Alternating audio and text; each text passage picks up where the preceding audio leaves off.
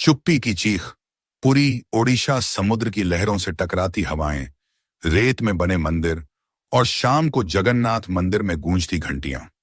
पर इस पवित्र शहर की एक गली में कुछ ऐसा था जो पूरे शहर की रूह को हिला देने वाला था। नयना, 28 वर्ष की एक खूबसूरत लड़की, पुरी के एक होटल में रिसेप्शनिस्ट का काम करती थी। लंबी कद, गेहूंगा रंग और गहरी आंखें जिनमें रहस्य छुपे थे। उसके होटल में एक बार देवेश नाम का एक युवक रुका, भुवनेश्वर का एक क्राइम जर्नलिस्ट। उम्र 32, सजीला, थोड़ा रफ एंड टफ, लेकिन पढ़ा लिखा और समझदार। पहली मुलाकात में ही दोनों के बीच कुछ था, एक हल्की सी मुस्कान और आंखों का धीमा सा टकराव। आप यहां अकेले हैं? नयना ने रिसेप्शन पर झुककर पूछा।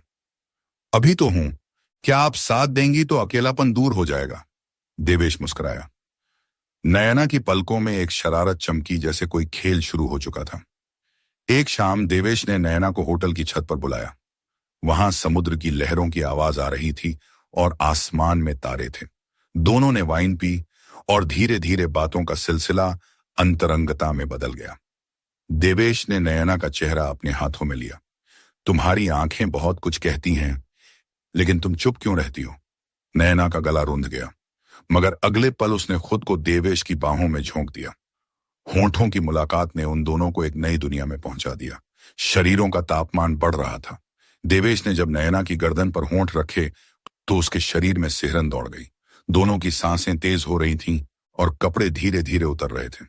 कमरे में सिर्फ सांसों की आवाज थी। मगर तभी अचानक दरवाजे पर किसी के खटखटाने की आवाज आई। कौन? देवेश ने आवाज लगाई। कोई नहीं बोला। नयना कांपने लगी। अगली सुबह देवेश को नयना नहीं दिखी। रिसेप्शन पर जाकर पूछा तो जवाब मिला, नयना छुट्टी पर गई हैं। पर देवेश को शक हुआ। उसने होटल के सीसीटीवी फुटेज खंगालने की कोशिश की, लेकिन 3 रातों का डेटा गायब था। वह समझ गया, कुछ तो गड़बड़ है। देवेश ने नयना की पिछली जिंदगी की जानकारी निकालनी शुरू की। पता चला कि नयना असल में बालासोर जिले की रहने वाली थी और उसके माता पिता एक रहस्यमयी हादसे में मारे गए थे। पुलिस रिकॉर्ड में दर्ज था कि उनका खेत जलाया गया था, लेकिन केस कभी खुला नहीं। देवेश ने एक पुराना पत्रकार दोस्त सुभाष को बुलाया और दोनों बालासोर गए।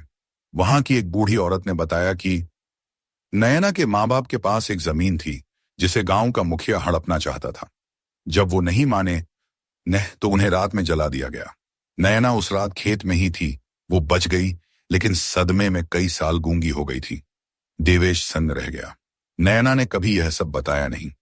कुछ दिन बाद देवेश को होटल के एक कमरे में नयना मिली। वो डर और दर्द से भरी थी। मैं उन्हें मार चुकी हूं देवेश। नयना फूट फूट कर रो पड़ी। किसे?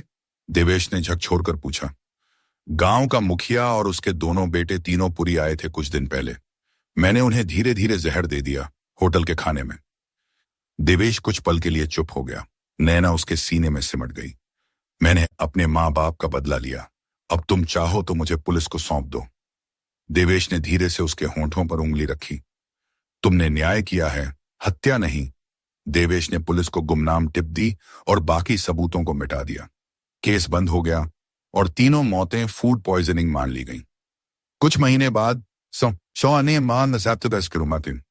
नैना और देवेश ने पुरी में ही एक छोटा सा कैफे खोला। उनका प्यार अब एक ठहराव पा चुका था, एक ऐसा साथ जिसमें दर्द था लेकिन सुकून भी। समंदर अब भी लहराता था, मगर उसकी आवाज में अब कोई चीख नहीं थी, क्योंकि चुप्पी ने अपना बदला ले लिया था।